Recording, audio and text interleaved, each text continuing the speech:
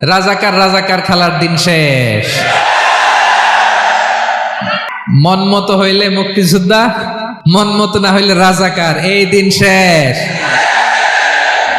ওই দিন আর নাই, এই কার্ড দিয়ে আর খেলার দিন নাই। এগুলো মানুষ আর খায় না এখন, এগুলো গিলে না আর। সাধারণ মানুষ বড্ড সচেতন। দেখেন কালের বিবর্তনে, সময়ের আবর্তনে একই পরিক্রমা আমাদেরকেও ট্যাগিং করে, আমাদেরকে মৌলবাদী বলে, ব্যাকডেটেড বলে, রাজাকার বলে, জঙ্গি বলে, যুদ্ধাপরাধী বলে। আছে না এরকম? ওয়াসবির আলা মা ইয়াকুলুন, নিজের সাথে মিলায় নেন, যা বলে ধৈর্য ধারণ করো। ওয়াহজুরহুম হাজরান জামিলা, জাস্ট ইগনোর দেম, ভালোভাবে ইগনোর করেন, খালাস, সালাম দিয়ে কেটে পড়েন। তাহলে প্রিয় ভাইরা, এই বিপদ আপদ আমাদের পিছু ছাড়বে না, পিছু ছাড়বে না। নবীদের পিছু ছাড়ে নাই, আমরা কোথায়? আমরা আর কি? বিপদ আমাদেরকে ধৈর্য ধারণ করতে হবে, মনোবল হারাইলে হবে না। তাহলে প্রিয় ভাইরা, এটাই জীবনের বাস্তবতা। সবর আমাদেরকে ইখতিয়ার করতে হবে, হতাশ হওয়া যাবে না। অনেকে আমরা অল্পতে হতাশ হই। এই যে আমরা ধৈর্য ধারণ করছি, এর ফল পাচ্ছি না। দীর্ঘ 1.5 দশক ধরে ধৈর্য ধারণ করছেন না আপনারা? এখন মুক্তি, স্বাধীনতা, বিজয় এনে দিয়েছে কে? ধৈর্য ধারণ করুন। ধৈর্যের যে ফলাফল, এটা বড় মিষ্টি। আসসালামু আলাইকুম ওয়া রাহমাতুল্লাহি ওয়া বারাকাতুহু। আমরা শুরুতে আল্লাহ রাব্বুল ইজ্জা ওয়াল জালালের দরবারে শুকরিয়া জ্ঞাপন করছি, যিনি আজকে আমাদেরকে এরকম চমৎকার একটি পরিবেশে, চমৎকার একটি ইসলামিক কনফারেন্সে উপস্থিত হওয়ার সুযোগ করে দিয়েছেন। আমরা সবাই পড়ছি কালিমাতুশ শুকর, আলহামদুলিল্লাহ। সম্মানিত সুধী, আমরা এই পৃথিবীতে খুব অল্প একটা সময়ের জন্য, একটা ট্রানজিট পিরিয়ড কাটানোর জন্য বেসিকলি আমরা এই পৃথিবীতে এসেছি। আমরা কি চিরকাল এই পৃথিবীতে থাকবো বলেন তো? না, একটা ট্রানজিট পিরিয়ডে আমরা এসেছি, আবার চলে যেতে হবে। এই যে আমাদের জীবন, এই জীবনের জন্য বিপদ, আপদ, পরীক্ষা, স্ট্রাগল, এটা অনিবার্য, এটা হবে। বিপদ নাই, কষ্ট নাই, আপদ নাই, অনিশ্চয়তা নাই, স্ট্রাগল নাই, এমন কি কেউ আছে এখানে? কেউ কি হাত তুলে বলতে পারবেন যে হুজুর আমার জীবনে কোনো বিপদ নাই, অথবা আমার জীবনে কোনো দুঃখ নাই, কষ্ট নাই, কোনো স্ট্রাগল নাই, কোনো রিস্ক নাই? এরকম সৌভাগ্যবান কেউ আছেন এখানে? তাহলে জীবনের জন্য পরীক্ষা, এটা অনস্বীকার্য, হবেই হবে পরীক্ষা। পৃথিবীর জীবনটাই এমন, এভাবেই এই লাইফকে ডিজাইন করা হয়েছে। পরীক্ষা থাকবে, এখানে বিপদ থাকবে, এগুলো উত্তীর্ণ হয়ে আপনাকে যেতে হবে। চির সুখ, চির শান্তি, এটাই পৃথিবীতে হয় না। চির সুখ এবং চির শান্তির জায়গা হচ্ছে জান্নাত। চির সুখ এবং চির শান্তি কোথায়? এটা জান্নাতের বৈশিষ্ট্য। চির সুখ, চির শান্তি, টেনশন নাই, ঝামেলা নাই, পরীক্ষা নাই, বিপদ নাই, রিস্ক নাই, স্ট্রাগল নাই, এটা হচ্ছে দ্য ফিচার্স অফ জান্নাত, জান্নাতের ফিচার। কিন্তু সমস্যা বাদে তখন যখন জান্নাতের ফিচার আমরা দুনিয়ায় খুঁজি, যেটা পাবো আমরা জান্নাতে, এটা খুঁজি কোথায়? এই তখনই সমস্যা বাদে। And this is the main problem. এটাই বড় সমস্যা। এই সমস্যার সমাধান কোথায়, এটা নিয়ে আজকে আমি কিছু কথা অ্যাড্রেস করবো ইনশাআল্লাহ। তো তাহলে আসুন শুনি জান্নাতের ফিচার কি। জান্নাতের কমন একটা ফিচার হচ্ছে জান্নাতে there will be no sickness in paradise. জান্নাতে কোনো অসুস্থতা থাকবে না, চিরসুস্থ। সুবহানাল্লাহ পড়েন। চিরসুস্থ, চির সবল, কেউ অসুস্থ হবে না জান্নাতে। জান্নাত হবে অ্যান্টি এইজিং, জান্নাতে বয়স বাড়বে না কারো, চির যৌবনা, চির যুবক, অ্যান্টি এজিং। আপনারা জানেন যে বর্তমান পৃথিবীতে অ্যান্টি এজিং ক্রিম পাওয়া যায় না? ক্রিম, কথা বুঝতেছেন? অ্যান্টি এজিং ক্রিম পাওয়া যায়। তারা বলে এই ক্রিম মাখলে চামড়ায় ভাঁজ পড়ে না। এটার দাম আছে কিন্তু অনেক। অ্যান্টি এজিং ক্রিম লাগায়, শ্যাম্পু ইউজ করে, অ্যান্টি এজিং অয়েল আছে, এটা দিলে নাকি চামড়ায় ভাঁজ পড়ে না। ইভেন ভারতের অনেক বড় একজন ব্যবসায়ী মুকেশ আম্বানি, নাম শুনছেন না? যে তার ছেলের বিয়ে হয়ে গেল, তো এই মুকেশ আম্বানির স্ত্রী নীতা আম্বানি, সে কিছুদিন আগে 1 বটল গোল্ড ওয়াটার খেয়েছে, gold water, and its cost $60,000 $60,000 দাম 1 বোতল গোল্ড ওয়াটারের। কেন? ফর অ্যান্টি এজিং, যাতে বয়সের ছাপ গালে না থাকে। এখন বলেন, এভাবে কি আমাদের বয়সকে ধরে রাখা সম্ভব এই পৃথিবীতে? সম্ভব না, কারণ এই ফিচারটা দুনিয়ার ফিচার না, এটা জান্নাতের ফিচার। সুবহানাল্লাহ পড়েন।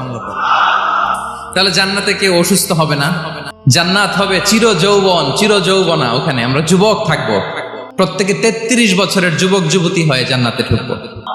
বিষ্ণু ইসলাম বলেন, আহলুল জান্নাতি জুরদা ওয়া মুরদা ওয়া আবনাউ সালাসিন ওয়া সালাসিন। জান্নাতে যারা যাবে শুভ্র দাড়িবিহীন, প্রত্যেকে হবে 33 বছর বয়সের। ওই যে 33 বছর বয়সে একবার ঢুকলেন আর বয়স বাড়বে না, ওইটাই চিরকাল ওই বয়স পাবেন। জান্নাতের আরেকটা ফিচার হচ্ছে নো ফ্রাস্ট্রেশন, কোনো চিন্তা নাই, দুশ্চিন্তা নাই, হাইপার টেনশন নাই, সজীব প্রাণবন্ত। সুবহানাল্লাহ। জান্নাতের আরেকটা ফিচার হচ্ছে there is no expiry date in জান্নাত। এক্সপায়ারি ডেট আছে? জান্নাতে যে ঢুকবো 7 দিনের জন্য চেক ইন, নাকি চেক ইন কয় দিনের জন্য? 7 দিন, 10 দিন পরে চেক আউট করে ফেলবে এরকম না, নো এক্সপায়ারি ডেট। আজীবন একবার এন্ট্রি পেলে বের হওয়ার টেনশন নাই। আল্লাহু আকবার। তাহলে no expiry date, rather it's eternal. আজীবন থাকবেন, খালিদিনা ফিহা, চিরকাল থাকবেন। এবং জান্নাতের সবচাইতে গুরুত্বপূর্ণ ফিচার হচ্ছে there will be no death in জান্নাত। জান্নাতে আপনার আর মৃত্যু হবে না, মৃত্যুর বিদায় হবে। তার মানে আপনি অমর হবেন। তাহলে আপনি চির সুস্থ, চির সবল হবেন জান্নাতে, চির যুবক থাকবেন, প্রাণবন্ত থাকবেন, আপনি অমর হবেন, আপনি জান্নাতে মরবেন না। জান্নাতীরা যখন জান্নাতে যাবে, ফেরেশতারা ডেকে বলবে, ইয়া আহলাল জান্নাতি ইন্না লাকুম আন তাসিহু ফালা তাসকামু আবাদা। জান্নাতীরা চিরকাল সুস্থ থাকবা, অসুস্থ হবা না। ইন্না লাকুম আন তাশিব্বু ফালা তাহরামু আবাদা। তোমরা শাবাব থাকবা, বুড়া হবা না। ওয়া ইন্না লাকুম আন তাহিয়াউ ফালা তামুতু আবাদা। চিরকাল বেঁচে থাকবা, মরবা না। এবং সেদিন জান্নাতে মৃত্যু দেয়া হবে, মৃত্যু দেয়া হবে। ইউতাল মাউতু বিকাবশিন আমলাহ। একটা ছাগলের আকৃতিতে মৃত্যুকে আনা হবে। ফায়ুযবাহুল মাউত, মৃত্যুকে জবাই দেয়া হবে। এবার জান্নাতীরা তাকিয়ে থাকবে, ফেরেশতারা বলবে, ইয়া আহলাল জান্নাতি খুলুদুন ফালা মাউত। হে জান্নাতীরা, চিরকাল এই জান্নাতে থাকবে। তাহলে জান্নাতের ফিচার পাইছেন? এখন কোন বোকা যদি এই ফিচার দুনিয়ায় খোঁজে, পাবে না, কারণ দুনিয়ার ফিচার আলাদা। দুনিয়ার ফিচার কি? এই দুনিয়াতে বিপদ আসবে, কষ্ট আছে, দুনিয়াতে হতাশা আছে, ভয় আছে, অসুস্থতা আছে, বার্ধক্য আছে, এবং এই দুনিয়ার একটা এক্সপায়ারি ডেট আছে না? দ্য ডে ইউ ডাই, যেদিন আপনি মারা যাবেন, এটা আপনার এক্সপায়ারি ডেট। চলে যেতে হবে। এই পৃথিবীতে মৃত্যুর অস্তিত্ব আছে। সবকিছু থমকে দিয়ে, আপনাকে চমকে দিয়ে মৃত্যু চলে আসবে, ঠিক কিনা বলেন? তাহলে এগুলো হচ্ছে দুনিয়ার ফিচার। এই দুনিয়াতে বিপদ আপদ, কষ্ট, ঝুঁকি, স্ট্রাগল, বার্ধক্য, অসুস্থতা, এগুলো নিয়ে আমাদেরকে টিকে থাকতে হয়। এটা দুনিয়ার ফিচার, মিলায় ফেললে হবে না। জান্নাতের ফিচার একটা, দুনিয়ার ফিচার আরেকটা। দুনিয়াতে কষ্ট থাকবে, বিপদ আপদ থাকবে। এই দুনিয়ার ফিচারটা আল্লাহ তাআলা কোরআনের একটা আয়াতে খুব চমৎকার ভাবে উল্লেখ করেছেন। সেটা দিয়েই আমি আলোচনা শুরু করেছি। আল্লাহ তাআলা ইরশাদ করছেন, ওয়ালা নাবলুওয়ান্নাকুম বিশাইইম মিনাল খাউফি ওয়াল জুই ওয়া নাকসিম মিনাল আমওয়ালি ওয়াল আনফুসি ওয়াস সামারাত ওয়া বাশশিরিস সাবিরিন। আল্লাহ তাআলা বলছেন, অবশ্যই আমি তোমাদেরকে পরীক্ষা করব, ভয় দিয়ে, ক্ষুধা দিয়ে, সম্পদের ঘাটতি দিয়ে, আতঙ্ক দিয়ে, প্রাণনাশ দিয়ে, ফল ফসলের হানি দিয়ে পরীক্ষা করব। কিন্তু এই পরীক্ষায় যারা উত্তীর্ণ হবে, যারা সবর ইখতিয়ার করবে, ওয়াবাশশিরিস সাবিরিন, ধৈর্যশীলদের জন্যই হচ্ছে সুসংবাদ। আলহামদুলিল্লাহ পড়ে। তাহলে সম্মানিত সুধী, আমরা বুঝতে পারলাম এই পৃথিবীর ফিচার হচ্ছে এখানে বিপদ থাকবে, বিপদ ছাড়া কেউ থাকবে না। স্ট্রাগল থাকবে, কষ্ট থাকবে, ঝুঁকি থাকবে, রিস্ক থাকবে, এবং নানা ধরনের বিপদ আপদ দিয়ে আল্লাহ তাআলা আমাদেরকে পরীক্ষা করবেন। এটা মাস্ট, এটা আমাদের মাইন্ডসেটে নিয়ে নিতে হবে। মাইন্ডসেটে এটা ক্লিয়ার থাকতে হবে। চির সুখ, চির শান্তি এই দুনিয়াতে মিলবে। কোথায় মিলবে তাহলে এটা? তাহলে বিপদ আসবেই, আপদ আসবেই, পরীক্ষা থাকবেই আমাদের জীবনে। তবে ইন্টারেস্টিংলি মজার বিষয় হচ্ছে, পরীক্ষাটা এক একজনের এক এক রকম। পুরো পৃথিবীটা একটা পরীক্ষা ক্ষেত্র, কিন্তু কারো প্রশ্নপত্রের সাথে কারো প্রশ্নপত্রের কোনো মিল নাই। সুবহানাল্লাহ। আমার পরীক্ষা একরকম, আপনার পরীক্ষা আরেক রকম, ওই ভাইয়ের পরীক্ষা আরেক রকম, ওনারটা আরেক রকম। সবাই পরীক্ষার্থী, কিন্তু কারো প্রশ্নপত্রের সাথে কারো প্রশ্নপত্রের কোনো মিল নাই। কারোর জন্য পরীক্ষা হচ্ছে সে খুব অসুস্থ, প্রচন্ড অসুস্থতা, তার জন্য পরীক্ষা। ক্যান্সারের রোগী, দুরারোগ্য ব্যাধি, ডক্টর বলছে 4th স্টেজে চলে আসছে, কয়েক মাস বাঁচতে পারে, এটা তার জন্য পরীক্ষা। আবার কারো দেখবেন যে খুব একটা অসুস্থতা নাই, অসুস্থতার ঝামেলা নাই, কিন্তু তার দারিদ্রতা আছে, তার আর্থিক অনটন, এটা তার জন্য পরীক্ষা। আবার কারো দেখবেন অসুস্থতাও নাই, দারিদ্রতাও নাই, তার দাম্পত্য জীবনের সমস্যা আছে না নাই? অনেকের দেখবেন এগুলো কোনোটাই সমস্যা না, তার ছেলে কথা শোনে না, মাদকাসক্ত। মাদকাসক্ত, রিহ্যাবে পাঠায়, আবার আসে, আবার গাঁজা খাওয়া শুরু করে, আছে না নাই বলেন? দেখেন তার পরীক্ষাটা আবার আলাদা। অনেকের দেখবেন মেয়ে বাবার কথা শোনে না। আবার অনেকের দেখবেন যে ব্যবসায় সমস্যা, লসের পর লস, লাভ উঠাতে পারে না। তাহলে পরীক্ষা ছাড়া, বিপদ আপদ ছাড়াই দুনিয়াতে কেউ নাই, কেউ নাই প্রিয় ভাইরা। এটা আমাদের মাথায় রাখতে হবে। পরীক্ষা আপনাকে দিতেই হবে, পরীক্ষা দিয়ে দিয়েই নিজেকে প্রমাণ করতে হবে। আর এক একজনের পরীক্ষাটা এক এক রকম, কারো পরীক্ষার সাথে কারো পরীক্ষার কোনো মিল থাকবে না। তো মাঝে মাঝে আমরা এটা ভুলে যাই। আল্লাহ তাআলা কালামে পাকে রিমাইন্ডার দিয়ে আমাদেরকে স্মরণ করিয়ে দিতে চান যে এই পৃথিবীতে আসলে তোমরা এসেছো পরীক্ষা দিতে। এটাই জীবনের বড় বাস্তবতা। আমাদের জীবনে যত হতাশা, আমাদের জীবন নিয়ে যত অভিযোগ, আমাদের মনে যত কষ্ট, আমাদের হৃদয়ের ভেতরে যত অস্থিরতা, তার মূলে হচ্ছে এই সমস্যা যে আমরা ভুলেই গেছি আমরা পরীক্ষা দিতে আসছি। এটা যদি ভুলে না যান, এটা যদি আপনার মাইন্ডসেটে থাকে যে পুরো জীবনটা একটা পরীক্ষা, তাহলে দেখবেন কোনো কিছু আপনাকে কাবু করতে পারবে না। আপনি হতাশ হবেন না, জীবন নিয়ে আর অভিযোগ থাকবে না, আপনি ভেঙে পড়বেন না, সব অভিযোগ হতাশা দূর হয়ে যাবে। তার মানে বুঝতে পারলাম পরীক্ষা আপনাকে দিতেই হবে। পরীক্ষা দেয়া ছাড়া এই পৃথিবী থেকে চলে যাওয়ার কোনো চান্স বা সুযোগ আমাদের কারো নেই। সূরাতুল আনকাবুতে আল্লাহ তাআলা এই কথাটা আরো চমৎকার ভাবে বলেছেন। আল্লাহ তাআলা ইরশাদ করছেন, আহাসিবান নাসু আইয়ুতরাকু আইয়াকুলু আমান্না ওয়া হুম লা ইফতানুন ওয়ালাকাদ ফাতান্নাল্লাযীনা মিন ক্বাবলিহিম ফালা ইয়া'লামান্নাল্লাহুল্লাযীনা সাদাকু ওয়ালা ইয়া'লামান্নাল কাযিবিন। আল্লাহ বলেন, মানুষ কি ভেবেছে সে শুধু বলবে আমি ঈমানদার আর তাকে আমি জান্নাতে ঢুকাই দিব? না, কখনো না, কঠিন কালেও না। বরং পূর্ববর্তী কালে যারা পৃথিবীতে এসেছিল তাদেরকে আমি পরীক্ষা নিয়েছি, পরীক্ষা করেছি, এবং তাকেও ঈমানের প্রশ্নে সে সত্যবাদী না মিথ্যাবাদী পরীক্ষা দিয়ে দিয়ে নিজেকে প্রমাণ করতে হবে। ঠিক কিনা বলেন? পরীক্ষা দিয়ে আপনাকে প্রমাণ করতে হবে। এবং এই পরীক্ষার ব্যাপারটা, এটা যে শুধু আমরা সাধারণ মানুষ আমাদের জীবনে দুঃখ বিপদ পরীক্ষা, এমনটা না। এই পৃথিবীর সবচাইতে শ্রেষ্ঠ মানুষ যারা ছিলেন তাদেরকে আল্লাহ পরীক্ষা নিয়েছেন। বলেন তো এই পৃথিবীতে সবচাইতে শ্রেষ্ঠতম মানুষ কারা? সবচাইতে শ্রেষ্ঠ ভালো মানুষ কারা ছিল পৃথিবীতে? বলেন তো নবীরা। আওয়াজ করে বলেন তো কারা? বলেন তো নবীদের জীবনে পরীক্ষা ছিল কি ছিল না? হ্যাঁ ছিল। বেশি না কম? বিষ্ণু ইসলামকে জিজ্ঞাসা করা হলো, আইয়ুন নাসি আশাদ্দু বালাআন ইয়া রাসূলুল্লাহ, হে আল্লাহর রাসূল, এই পৃথিবীতে কাদের জীবনে পরীক্ষা বেশি? বিষ্ণু ইসলাম বললেন, আল আম্বিয়া, নবীদের জীবন। আল আম্বিয়া সুম্মাল আমসাল ফাল আমসাল, সবচাইতে জীবনে পরীক্ষার সম্মুখীন সবচাইতে বেশি হয়েছেন নবীরা। তারপরে নবীদের পরবর্তী অবস্থান যাদের, সিদ্দিকিন যারা, সোহাদা যারা, সলিহিন যারা, আল্লাহওয়ালা যারা, তাদের জীবনে পরীক্ষা বেশি।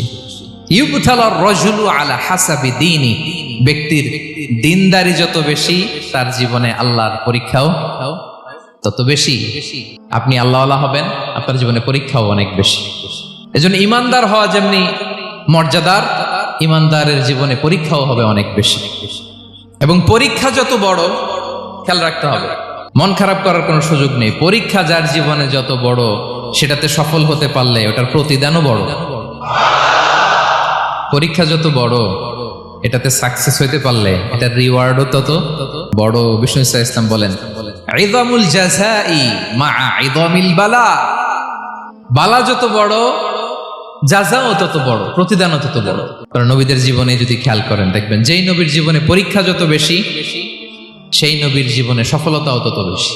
সাইয়েদনা ইব্রাহিম আলাইহিস সালামের কথাটা একটু খেয়াল করেন তো, বলেন তো ওনার জীবনে পরীক্ষা কেমন ছিল? বেশি না কম? ওনার জীবনের পরীক্ষা থেকেই তো আমরা এই শব্দটা ব্যবহার করি, আমরা বলি অগ্নি পরীক্ষা। কি বলি?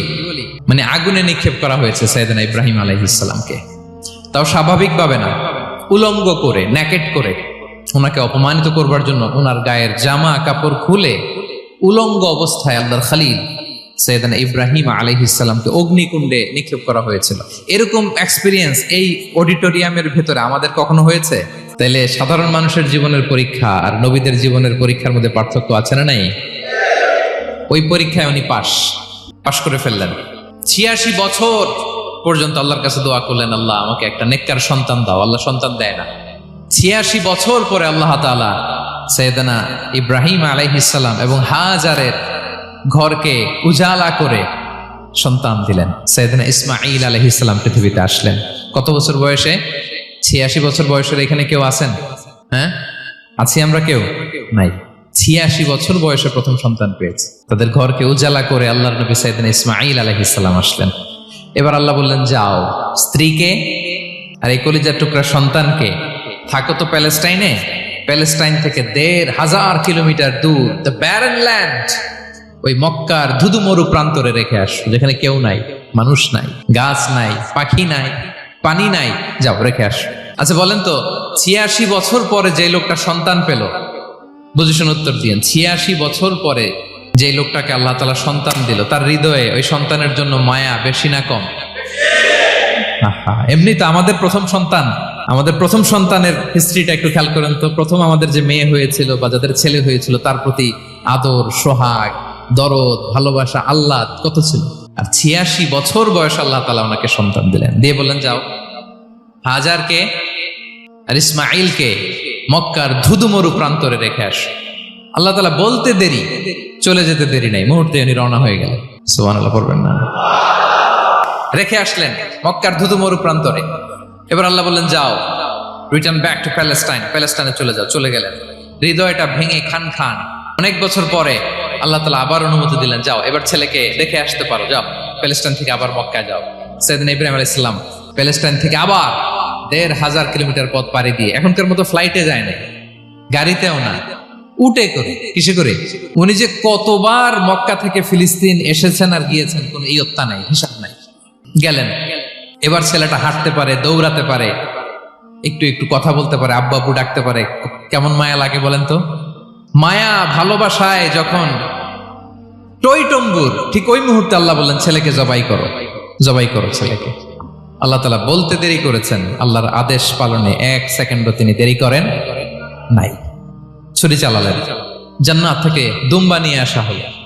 এভাবে আল্লাহর নবী ইব্রাহিম আলাইহিস সালাম ওনার জীবনের প্রতিটি ক্ষেত্রে যেখানে আল্লাহ তাআলা ওনাকে পরীক্ষা নিয়েছেন, উত্তীর্ণ হয়েছেন। এবং দেখেন ওনাকে আল্লাহ তাআলা কি উপহার দিলেন। আল্লাহ তাআলা ওনাকে খলিলুল্লাহ উপাধি দিলেন, আল্লাহর বন্ধু। সুবহানাল্লাহ বলেন। আল্লাহ তাআলা বলছেন, ওয়া ইযি বিতালা ইব্রাহিম রাব্বুহু বিকালিমাতিন ফাআতাম্মাহুন ক্বালা ইন্নী জাঈলুকা লিন-নাসি ইমামা। আল্লাহ অনেকগুলো পরীক্ষা নিয়েছিলেন সাইয়েদনা ইব্রাহিম আলাইহিস সালাম, প্রতিটা পরীক্ষায় সাকসেসফুলি পাস করেছেন, গোল্ডেন এ প্লাস। আল্লাহ বলেন, ইন্নী জাঈলুকা লিন-নাসি ইমামা, I'm gonna make you the leader for the entire human being. I'm gonna appoint you as a leader for the entire universe. গোটা বিশ্বের জন্য, গোটা মানবতার জন্য আমি তোমাকে লিডার বানায় দিলাম। ইযামুল জাযাই মা'a ইযামিল বালা। পরীক্ষা যত বড়, ওই পরীক্ষায় পাশ করলে ওইটার ফলাফল ও প্রতিদানও বড়। তাহলে দেখেন প্রিয় ভাইরা, সাইয়েদনা ইব্রাহিম আলাইহিস সালামের জীবনে পরীক্ষার কোনো শেষ ছিল না। আমি আপনি কোথায়? আল্লাহর খলিলের জীবনে যদি এত পরীক্ষা থাকতে পারে, আমি আপনি কোথায় বলেন তো? এবার বলেন, সাইয়েদনা মূসা আলাইহিস সালাম, ওনার জীবনে তো কোনো পরীক্ষার ছিল না। হ্যাঁ, গুণে শেষ করতে পারবেন? জন্মটাই তো হয়েছে পরীক্ষার মধ্য দিয়ে। মিশরের ছেলে সন্তান হইলে ফেরাউন বলছে জবাই করো, ওনার মা এরকম সিন্ধুকে করে ভাসায় দিলেন নীল নদীতে। আল্লাহু আকবার! কি একটা রোমাঞ্চকর পরিস্থিতির মধ্য দিয়ে আল্লাহ তাআলা ওনাকে বাঁচালেন। সুবহানাল্লাহ। জন্মই হয়েছে পরীক্ষার মধ্যে দিয়ে। বড় হইলেন, ফেরাউনের ভয়ে দেশ ত্যাগ করলেন, মিশর থেকে মাদিয়ান। আবার আল্লাহর আদেশে যখন ফিরে আসলেন, আবার ফেরাউনের সাথে তর্ক বিতর্ক, যুদ্ধ। একটা রাত আল্লাহ নবী মূসা আলাইহিস সালাম শান্তি মতো মিশরে ঘুমাতে পারে নাই। একটা রাত শেষ পর্যন্ত এই ফেরাউন মূসা আলাইহিস সালামকে ধাওয়া করেছে। ফেরাউনের ধ্বংসের আগ পর্যন্ত সে মূসা আলাইহিস সালামকে ধাওয়া করেছে। তার মানে মূসা আলাইহিস সালাম এই বিপদ আপদ পরীক্ষা এগুলো থেকে মুক্তি পান নাই। এবার বলেন ঈসা আলাইহিস সালামের কথা, ওনার জীবনে তার পরীক্ষা ছিল না? কি পরীক্ষা ছিল? হ্যাঁ, আল্লাহু আকবার। Same scenario goes to the biography of every messenger in the world. পৃথিবীর সব নবীর ক্ষেত্রে একই ঘটনা ঘটেছে। সাইয়েদনা ঈসা আলাইহিস সালাম দাওয়াত যখন দিলেন, ওনার বিরোধিতা শুরু হলো, ওনাকে হত্যার ষড়যন্ত্র হলো, ইভেন কি ওনাকে মারার জন্য বনি ইসরাইলেরা উদ্ধত হলো। জানে বাঁচবার জন্য পালালেন, এক ঘরে ঢুকলেন, চারদিক দিয়ে ঘেরাও করলো। উনি দরজা জানালা লাগাই দিলেন। ওরা বললো একজন দরজা ভেঙে জানালা ভেঙে ভিতরে ঢুকো, ঢুকে দেখো বেটা ঈসা কি করে। একজন ভিতরে ঢুকছে, ঢুকার সাথে সাথে বল রাফাআহুল্লাহু ইলাইহি, আল্লাহ তাআলা ঈসা আলাইহিস সালামকে উপরে উঠায় নিলেন। আর যেই লোকটাকে তারা ভেতরে ঢুকালো তার চেহারাকে আল্লাহ তাআলা ঈসা আলাইহিস সালামের চেহারার মতো করে দিলেন। এবার তার বাইরের সাথীরা বলে ঘটনা কি, বেটা ঈসাও বেরোয় না, আমাদের লোকটাও বেরোয় না, সবাই ঢুক। দরজা ভেঙে ভেতরে ঢুকে দেখে ঈসা দাঁড়ায় আছে। বলেন তো এটা ঈসা না মিসা? এটা কি আসল ঈসা? ওমা কতালু ওমা সলাবু ওয়ালাকিন শুব্বিহা লাহুম। আল্লাহ বলে তোমরা আমার নবী ঈসাকে হত্যাও করতে পারো নাই, শুলেও চড়াতে পারো নাই, আমি সেফটি সিকিউরিটি দিয়ে আমার নবী ঈসা আলাইহিস সালামকে আকাশে তুলে নিয়েছি। তাহলে ওনার জীবনও পরীক্ষার শেষ ছিল না। এবার যদি আমরা বিশ্বনবী সাল্লাল্লাহু আলাইহি ওয়াসাল্লামের জীবনের দিকে তাকাই, ওনার জীবনটা দেখেন তো। আমাদের পেয়ারা নবী বিশ্বনবী মুহাম্মদুর রাসূলুল্লাহ সাল্লাল্লাহু আলাইহি ওয়াসাল্লাম, ওনার জীবনে কি স্ট্রাগল ছিল? স্ট্রাগল। মাক্কি জীবনের কথা যদি একটু খেয়াল করেন দেখেন তো, 3 বছর শিয়াবে আবি তালেবে জেল খেটেছেন, না খেয়েছিলেন। ওনার বংশের লোকেরা প্রথমে ছাগল খেয়েছে, ছাগলগুলো যখন শেষ, ছাগলের চামড়াগুলো শুকিয়ে ওইটা খাইছে। গাছের পাতা ছাল এগুলো খেয়ে খাবারের অভাবে বেহুশ হয়ে পড়ে থাকতো তারা। না খেয়ে কয়দিন ছিলেন আপনি? আমি কয়দিন ছিলাম না খেয়ে? মনেই তো পড়ে না, না খেয়েছিলাম কিনা কোনোদিন। এ হচ্ছে মাক্কি জীবন। মেন্টালি প্রেসার দেয়া হয়েছে। বিশ্বনবীর চাচা আবু লাহাব, তার 2 ছেলে উতবা আর উতাইবা, এদের সাথে বিয়ে দিয়েছিলেন 2 মেয়ের। যখন দাওয়াত দেওয়া শুরু করলেন 2 মেয়েকে ডিভোর্স দিয়ে দিল। দেখেন একটা বাবার জন্য প্রাপ্তবয়স্কা মেয়েকে যখন উঠায় নেয়ার আগে ডিভোর্স দেয়, তার মানসিক অবস্থাটা কেমন থাকে বলেন? মেন্টালি প্রেসারাইজ করা হয়েছে, ফিজিক্যালি হ্যারাস করা হয়েছে। বিষ্ণু ইসলাম যখন নামাজে দাঁড়াতেন, উটের পচা নারী ভুড়ি বিষ্ণুনবীর কাঁধে চাপিয়ে দেওয়া হতো। আপনার জীবনে এরকম ঘটছে কখনো? আপনি নামাজ পড়তেছেন, উটের পচা নারী ভুড়ি আপনার কাঁধে চাপিয়ে দেওয়া হয়েছে। কয়দিন হয়েছে এরকম? কয়দিন হয়েছে? হ্যাঁ, তারপরে তো আলহামদুলিল্লাহ বেরোয় না মুখ দিয়ে। কেমন আছেন হুজুর কয়েন না, বেশি একটা সুবিধার না, তাই না? বেশি একটা একটু মিলাবেন। কতটুকু পরীক্ষা আমরা দিয়েছি। তায়েফে গেলেন বিশ্বনবী, তায়েফে গেছিলেন জমির বায়না দিতে, তাই না? জমি কিনবে তায়েফে। তায়েফবাসীদেরকে জাহান্নামের আগুন থেকে বাঁচাতে গিয়েছিলেন, নিজের জন্য না। সেখানে তায়েফের ছেলেরা পাথর মেরেছে বিষ্ণু ইসলামের গায়ে। এত শুভ্র দেহ ছিল, চেহারা ছিল, বিষ্ণুবীর গা দিয়ে ঝরঝর করে রক্ত ঝরেছে। ফিজিক্যাল হ্যারাসমেন্টের শিকার হয়েছেন বিষ্ণু ইসলাম। যখন যেদিন বিষ্ণু ইসলামকে হত্যার ষড়যন্ত্র করা হলো, আল্লাহ তাআলার আদেশে তিনি মক্কা থেকে মদিনায় হিজরত করলেন। মদিনাতে যেও একটা রাত, 7ম হিজরির আগ পর্যন্ত শান্তিতে ঘুমাতে পারেন নাই। 3 দিকে 3 ইহুদি বসতি, বনু কাইনুকা, বনু নদীর, বনু কুরাইজা। আহা, খাওয়ার মধ্যে বিষ মিশিয়ে দেয়া হয়েছিল বিষ্ণু ইসলামের। বাজুর, খাসির বাজুর রান পছন্দ করতেন। এক ইহুদি মহিলা বিষ্ণু ইসলামের ওই রানের মধ্যে বিষ মিশিয়ে দিয়েছিল। ওই বিষের যন্ত্রণায় মৃত্যুর আগ পর্যন্ত বিশ্বনবী কাতরাতেন, এবং উনি ইন্তেকালের সময় ওই বিষের ব্যথা যন্ত্রণাতে ইন্তেকাল করেছেন। বিশ্বনবীর ইন্তেকালটা শাহাদাতের ইন্তেকাল ছিল। বিষ্ণু ইসলাম বলেছেন, ওই যে খায়বার এলাকার ওই মহিলা যে আমার খাবারে বিষ মিশিয়েছিল, সেই বিষের যন্ত্রণা, বেদনা, কষ্ট আমি অনুভব করছি। খেয়ে না খেয়ে দিন প্রচারের কাজে নিজেকে দিয়েছ বিলিয়ে, তায়েফের কাফিরেরা চিনল না সে আলো, দুষ্ট ছেলেদের পিছু দিল লেলিয়ে, পাথরের আঘাতে ক্ষত বিক্ষত হয়ে সারা শরীর থেকে রক্ত ঝরে। হে রাসূল তোমাকে ভুলি আমি কেমন করে, হে রাসূল তোমাকে ভুলি আমি কেমন করে। হাজার ব্যথা বেদনার পরে ফিরে আসনি তুমি আপন ঘরে, দিনের আলো তুমি ছড়িয়ে দিতে চলে গেলে মদিনায় মক্কা ছেড়ে। হে রাসূল তোমাকে ভুলি আমি কেমন করে, হে রাসূল তোমাকে ভুলি আমি কেমন করে। ঠিক কিনা বলেন? একটা রাত শান্তির ঘুম তিনি দিতে পারেন নাই। প্রিয় ভাইরা, তাহলে আমরা কি বুঝলাম? বিশ্বনবীর জীবনও পরীক্ষা ছিল কি ছিল না? আমাদের উপায় আছে? আমরা বাঁচতে পারবো এই বিপদ আপদ পরীক্ষা ঝঞ্ঝাল থেকে? বাঁচতে চাইলেও বাঁচতে পারবো? পারবো না। ইমাম মালিক আলাইহি রাহমা নাম শুনেছেন? ইমাম মালিক, ওনার জ্ঞান থেকে লাখো লাখো মানুষ উপকৃত হয়েছে, কোটি কোটি মানুষ উপকৃত হয়েছে। মদিনার রাস্তায় রশি দিয়ে ওনাকে টেনে হিচড়ে এক এলাকা থেকে আরেক এলাকায় নিত জালেম বাদশারা। ইমাম মালিক আলাইহি রাহমা। ইমাম আহমদ ইবনে হাম্বল, ওনাকে বেত্রাঘাত করা হতো, চাবুক দিয়ে পেটানো হতো। আল ইমাম আল আযম আবু হানিফা আলাইহি রাহমা, ওনাকে কারাবন্দী করা হয়েছিল। তার মানে দেখেন, যত বড় বড় স্কলার, যত বড় বড় মাশায়েখ, এমনকি আম্বিয়া আলাইহিmus সালাম, ওনারাও পরীক্ষা বিপদ আপদ থেকে রেহাই পাইছে। তাহলে আপনি আর আমি পাবো? বলেন তো। তাহলে এটা আমাদের ব্রেইনে গেঁথে নিতে হবে যে জীবন মানেই এখানে বিপদ থাকবে, পরীক্ষা থাকবে, স্ট্রাগল করে করে আমাকে আগাতে হবে। কেউ আমার জন্য রেড কার্পেট বিছিয়ে রাখবে না। এই জীবনটা বড় জটিল। This is life, how it's design. এভাবেই পৃথিবীকে ডিজাইন করা হয়েছে। এখানে বিপদ আছে, কষ্ট আছে। এই পরীক্ষা দিয়ে দিয়ে আপনাকে উত্তীর্ণ হতে হবে। বুঝতে পেরেছেন প্রিয় ভাইরা?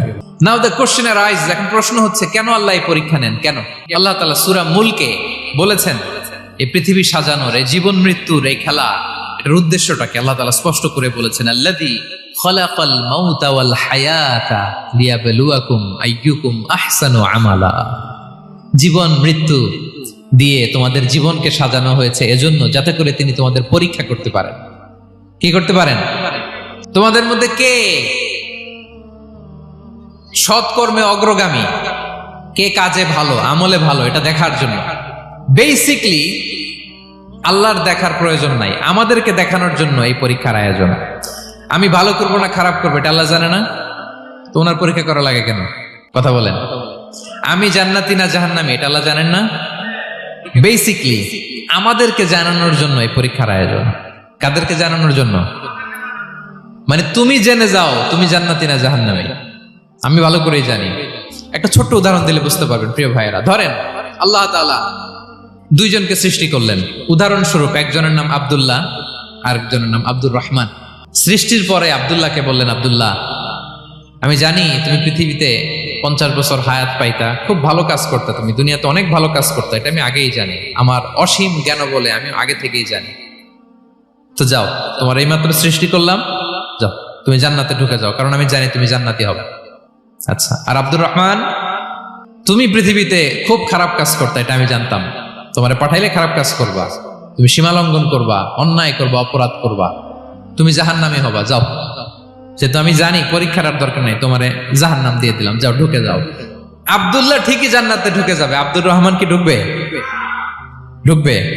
সে বলবে, আল্লাহ এইমাত্র আমারে বানাইলেন, এইমাত্র আপনি আমাকে সৃষ্টি করলেন, সৃষ্টি করেই বলতেছেন তুমি জাহান্নামে যাও, আর বলতেছেন আমি জানি দুনিয়াতে পাঠালে তুমি খারাপ কাজ করবা, তুমি জাহান্নামী হবা, পাঠানোর আর কি দরকার, আগে থেকে জাহান্নামে যাও। আল্লাহ আপনি জানলে জানতে পারেন, আমি তো জানি না। ঠিক কিনা বলেন? সে বলবে, না আল্লাহ আপনি ভুল বলতেছেন, এই দুনিয়াতে পাঠাইলে আমি খুব ভালো কাজ করতাম, আমি সীমা লঙ্ঘন করতাম না, নামাজ পড়তাম, রোজা রাখতাম, হজ করতাম, যাকাত দিতাম, সাদাকা করতাম, চ্যারিটি করতাম, জনকল্যাণকর সব ভালো কাজগুলো আল্লাহ আমি করতাম। এজন্য আল্লাহ তাআলা পরীক্ষার আয়োজন করেছেন, যাতে করে তুমি জেনে যাও যে পৃথিবীতে তুমি কি করেছো। এখন আর আল্লাহকে এক্সকিউজ দেওয়ার সুযোগ নেই। আচ্ছা বলেন তো, আবু জাহেলকে যদি আল্লাহ এখন কিয়ামতের দিন বলে, Abu Jahl go to the hell fire, Abu জাহেলের কিছু বলার সুযোগ আছে? কারণ ও দুনিয়াতে কি করে আসছে এটাও জানে না। ফেরাউনকে ডেকে যদি আল্লাহ বলে, ফেরাউন তুমি জাহান্নামে যাও, go to the hell fire, ওর কি কোনো এক্সকিউজ দেওয়ার সুযোগ আছে? বলেন, সুযোগ আর আছে? কারণ তুমি দুনিয়াতে কি করেছো তোমার চেয়ে ভালো কেউ আর জানে? পৃথিবীতে এই পরীক্ষার এই আয়োজনের সবচাইতে বড় উদ্দেশ্য হচ্ছে যাতে করে আমরা দেখে যাই যে আমরা কি কাজ করছি। কেউ যখন পরীক্ষা দেয় প্রিয় ভাইরা, ওই পরীক্ষায় কত পাবে তার একটা হিসাব আছে না? বলেন, আপনি গণিত পরীক্ষা দিয়ে আসছেন, যে 100-তে 100 পাবে সে বলতে পারে আমার সব অঙ্ক হয়েছে, ঠিক কিনা বলেন?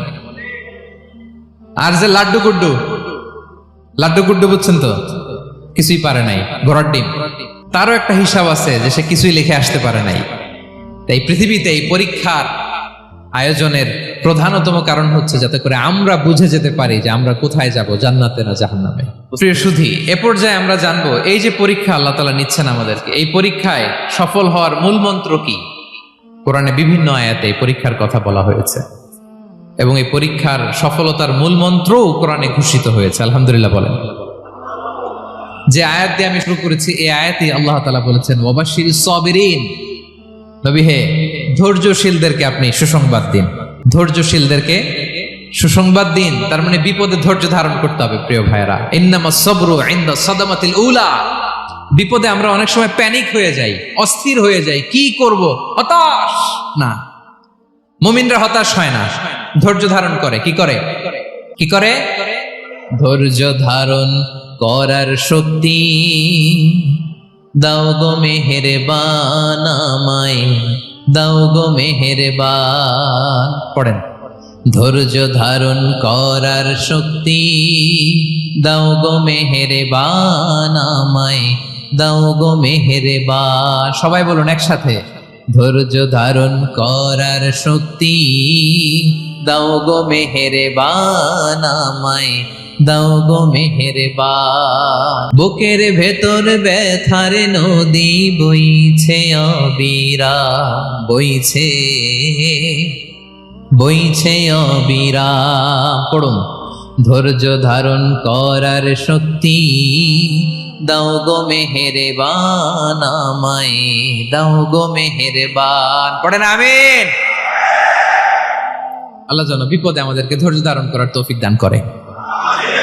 প্রিয় ভাইয়েরা, ধৈর্য এটা এমন একটা গাছ যে গাছের সারা গায়ে কাটা, কিন্তু এই গাছের ফলটা বড় সুস্বাদু।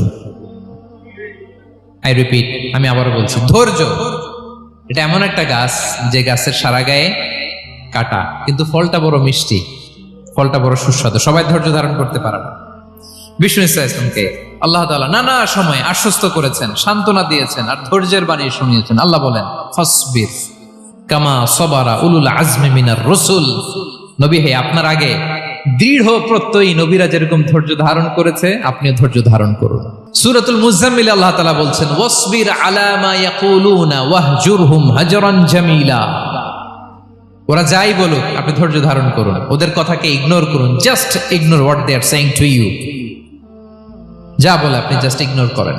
ওরা বিষ্ণু ঈসা ইসলামের মনোবলকে ভেঙে দেওয়ার জন্য কখনো বিষ্ণু ঈসা ইসলামকে কবি বলে গালি দিত। কবি কি বলতো? শায়ের। কখনো বলতো মজনুন, পাগল। নাউজুবিল্লাহ পড়বেন না? পাগল বলে গালি দিত। মাঝে মাঝে বলতো কাহিন, গণক। মাঝে মাঝে বিষ্ণু ঈসা ইসলামকে তারা বলতো আবতার, লেস কাটা।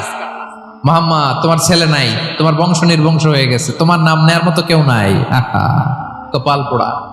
গোটা বিশ্বব্যাপী বিষ্ণু ঈসা ইসলামের সুনাম সুখ্যাতি ছড়িয়ে দিয়েছে কে?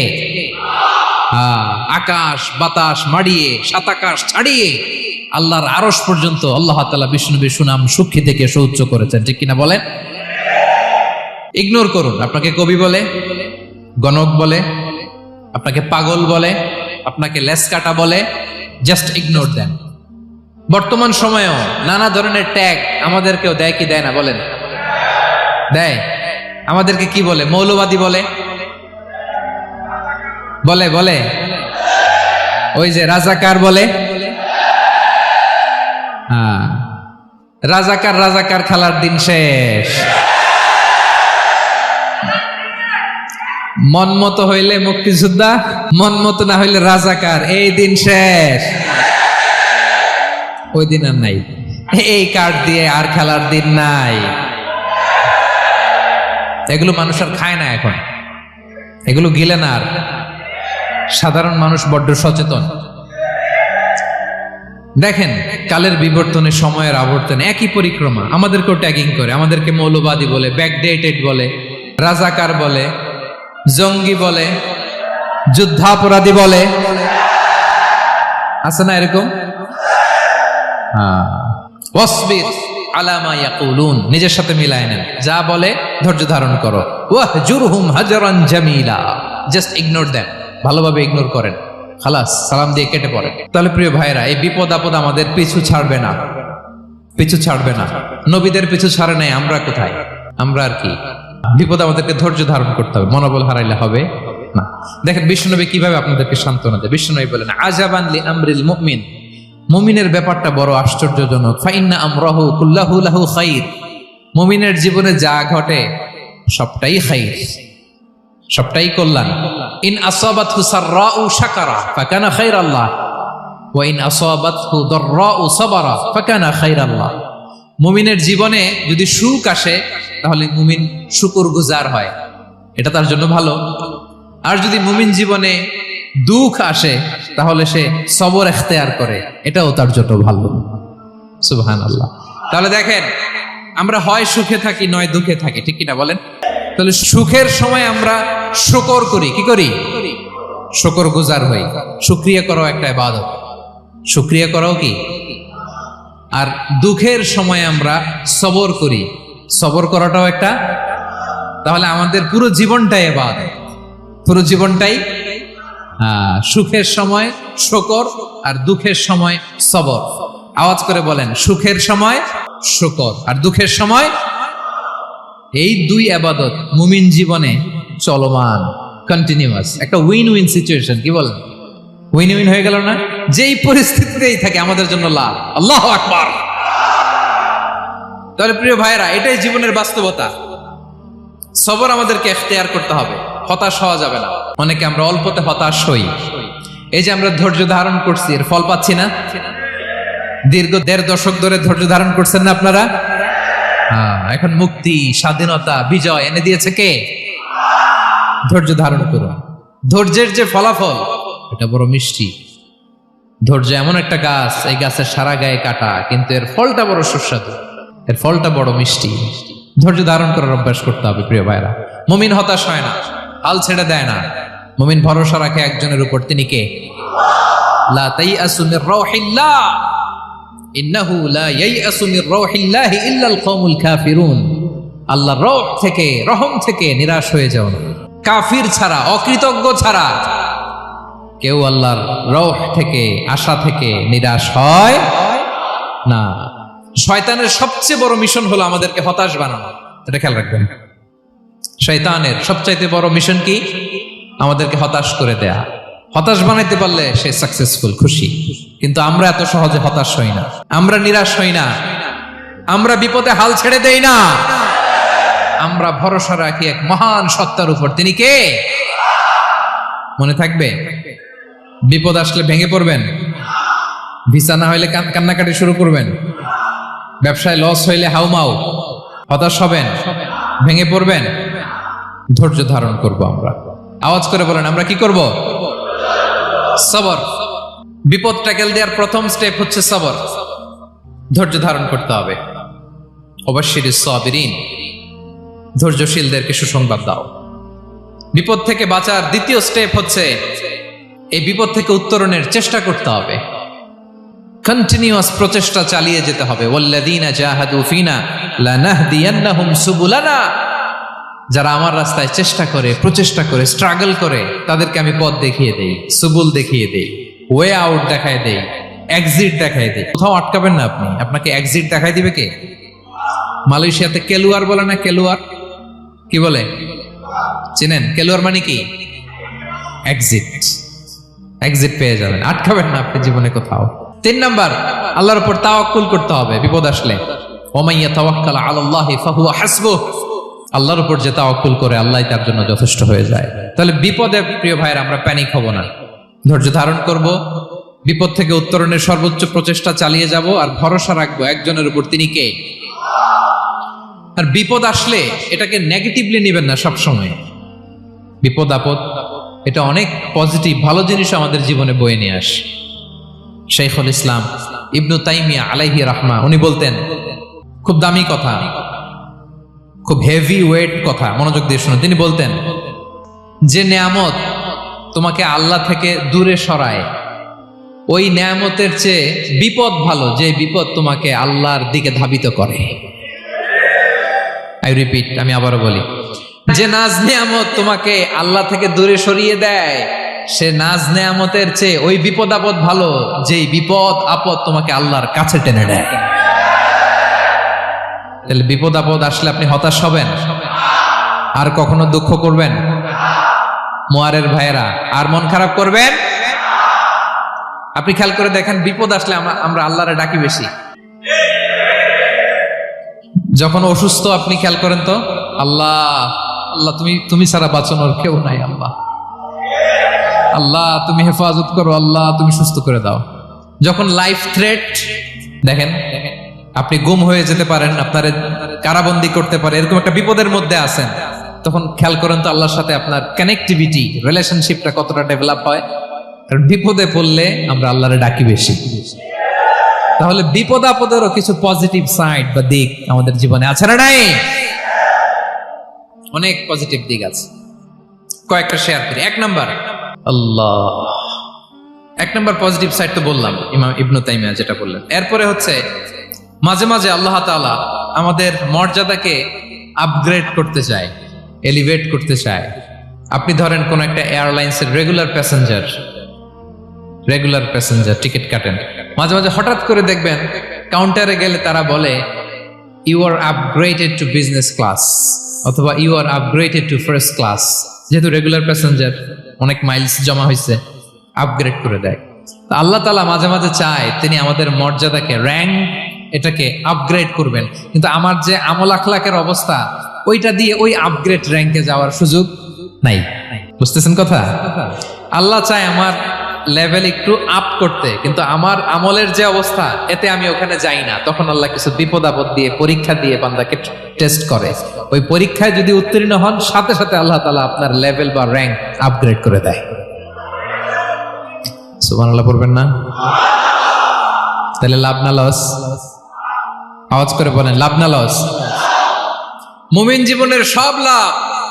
যত বিপদ আপদ আপনাকে স্পর্শ করে, প্রতিটাতেই আপনার জন্য কল্যাণ। বিষ্ণু ইসলাম বলেন, মা ইউসিবুল মুসলিমা মিন নাসাবিন ওয়ালা ওয়াসাবিন ওয়ালা হাম্মিন ওয়ালা হুজনিন ওয়ালা আযান ওয়ালা গাম্মিন হাত্তা শাওকাতি ইউশাকুহা ইল্লা কাফারাল্লাহু বিহা খাতায়া। আপনার জীবনে যত দুঃখ, যত যন্ত্রণা, যত টেনশন, যত অ্যাংজাইটি, যত ইনজুরি, এমনকি গোলাপ ফুল পাড়তে যে ওখানে যে কাটা বাঁধছে, বরই খেতে যে বরই গাছে ওঠার পর যে একটা কাটা বিঁধছে আপনার হাতে, এর কারণে আল্লাহ তাআলা আপনার গুনাহ মাফ করে দেয়। সুবহানাল্লাহ। তাহলে বিপদ আপদ দিয়ে আল্লাহ বান্দার মর্যাদাকে আপগ্রেড করে, বিপদ আপদে ফেলে আল্লাহ তাআলা বান্দার পাপ মোচন করে, বিপদ আপদ দিয়ে আল্লাহ তাআলা বান্দার শাস্তি মওকুফ করে। এমন পাপ করছেন, এটার জন্য শাস্তি বরাদ্দ হয়ে গেছে, কিন্তু আল্লাহ তাআলা ওই শাস্তি থেকে মাঝে মাঝে আপনাকে বাঁচাতে চায়, তখন কিছু বিপদ দিয়ে বান্দারে পরীক্ষা করে। উত্তীর্ণ হলেই আল্লাহ তাআলা ওই শাস্তিকে মওকুফ করে দেয়।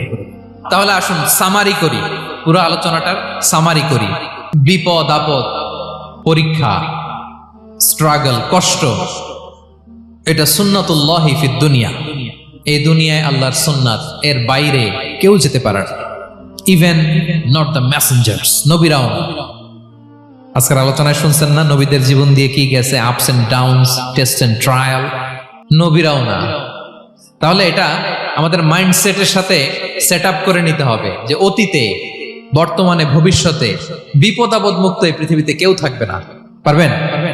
হ্যাঁ, এটা মাইন্ডসেটে নিয়ে নিতে হবে যে এটাই জীবন, বিপদ আপদ দিয়ে আল্লাহ পরীক্ষা করবেন। এটাই পৃথিবী, চির সুখ চির শান্তি এই পৃথিবীতে খুঁজলেই পাওয়া যায় না। শুরুতে বলছিলাম না, চির সুখ চির শান্তি। বলেন তো, এটা কি দুনিয়ার ফিচার না জান্নাতের ফিচার? জান্নাতের ফিচার দুনিয়ায় খুঁজলে পাওয়া যাবে? যাবে না। তাহলে আজকের আলোচনার 1 নম্বর লেসন হচ্ছে বিপদ আপদ এটা সুন্নাতুল্লাহি ফিদ দুনিয়া। এই দুনিয়া আল্লাহর সুন্নাত, এটা থেকে মুক্তি পাওয়ার কোনো সুযোগ নাই, নবীরাও পায় নাই। 2 নম্বর লেসন, বাঁচার যেহেতু সুযোগ নাই, we have to face it with patience, intellect and tawakkul. বিপদে অস্থির হওয়া যাবে না, এটাকে ফেস করতে হবে উইথ পেশেন্স, ধৈর্যের সাথে।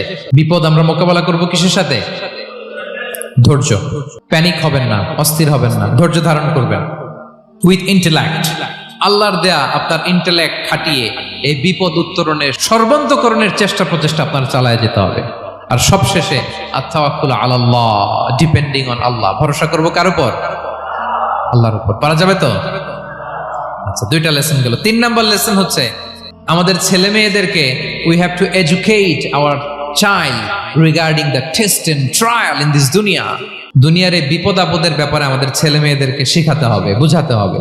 ওরা ছোট মানুষ তো অস্থির হয়ে যায়, আব্বু আমার সাথে কেন এমন হয়, আমারই শুধু পেন্সিল চুরি হয়, আমারই শুধু এটা হয়, আমি পরীক্ষায় খারাপ করি, আমি ব্যথা পাই, আমার এই আমার সেই। ছোট মানুষ তো বুঝে না, ওরা বুঝাইতে হবে যে বাবা, this is the essence of life, এটাই জীবন, এটাই কি এই লাইফ হ্যাকস গুলো তাদেরকে শেখাইতে হবে। ডোন্ট বি প্যানিক হওয়া যাবে না।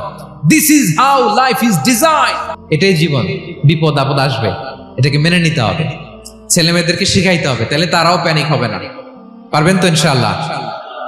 আচ্ছা, 4 নাম্বার লেসন হচ্ছে যেটা আমরা জানলাম, এই বিপদ আপদ সবসময় আমাদের জন্য খারাপ না। সামটাইমস ইট ব্রিংস খায়ের for us if dealt properly.